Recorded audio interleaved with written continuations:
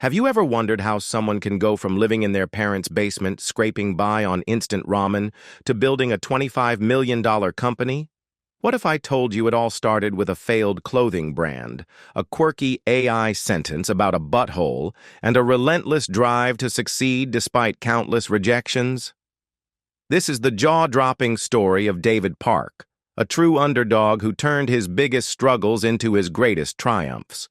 The story of David Park, who started out in the basement of his parents' home and eventually built a business that is now worth $25 million, is not only a demonstration of tenacity, but also a tale of optimism, resilience, and unwavering faith in one's own abilities.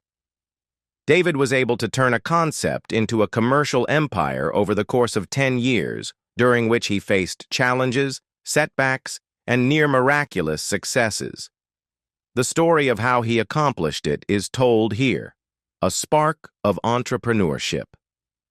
David was raised in a family of business owners who, despite the fact that they were experiencing financial difficulties, instilled in him the notion that he was capable of accomplishing great things.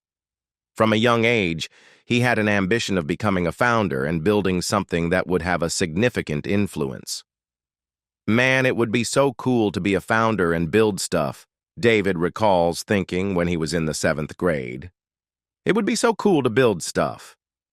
At the age of 16, he went into business for himself by launching a clothing brand, which, like many other initial businesses, was a resounding failure. The setback, on the other hand, served to reignite his passion of entrepreneurship even further. After giving up everything they owned, David's parents sent him to college with a donation of $20,000 in the hopes that he would become a physician or a lawyer. It was difficult for him to adjust to his new surroundings, as he experienced feelings of alienation within the fraternity and disconnection from his contemporaries. His discontentment compelled him to make a crucial choice.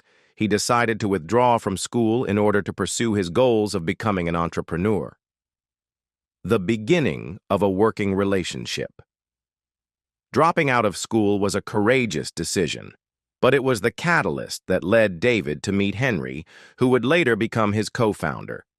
The couple became close because they both had a strong interest in artificial intelligence and creativity.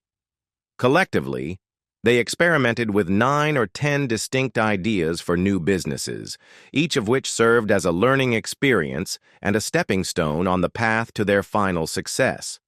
When they came across GPT-2, an artificial intelligence model that was capable of producing language that was surprisingly cohesive, they experienced a moment of inspiration.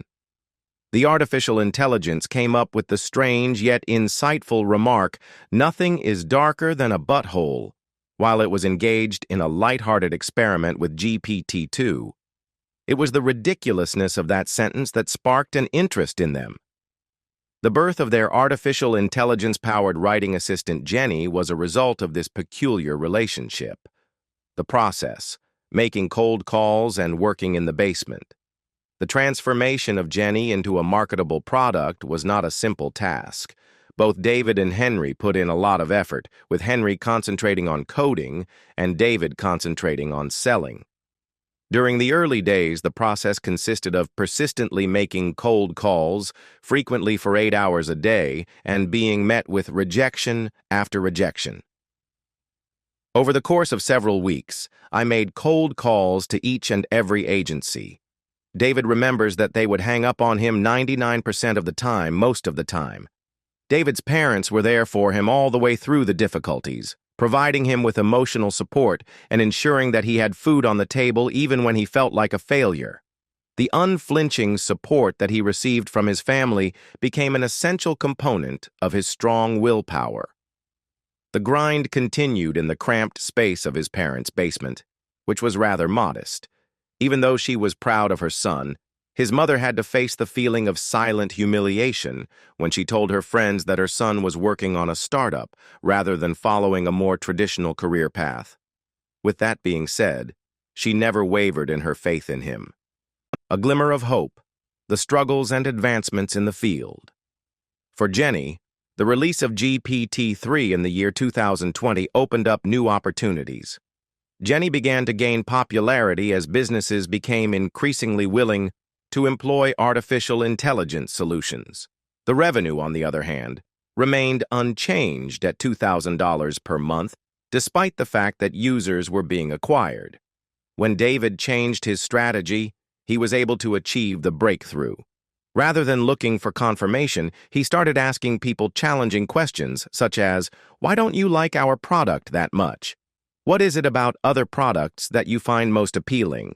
Because of this user-focused strategy, major product enhancements were made, which resulted in Jenny being more user-friendly and adapted to the requirements of customers. Although David had made some improvements, his financial condition was still quite precarious. By subsisting on instant ramen and receiving financial assistance from his parents, he managed to make it through life until a fortunate circumstance altered everything. David was able to attract the notice of a scout for Jason Calacanis, a notable angel investor, by making an appearance on a podcast that became relatively unknown. This link resulted in an investment of $100,000, which was an influx of capital that provided Jenny with a vital source of growth. In order to scale his business, David took a strategic approach that includes testing with TikTok and other social platforms. By recognizing content types that were effective and then recreating those formats with various authors, Jenny was able to reach new audiences and continue to expand her business. All of the effort was rewarded. Jenny went from being a scrappy startup to a corporation that is valued at $25 million, demonstrating that David's perseverance and vision were worth the hardships that he faced. The underdog who began with nothing continues to serve as a source of motivation for a great number of people.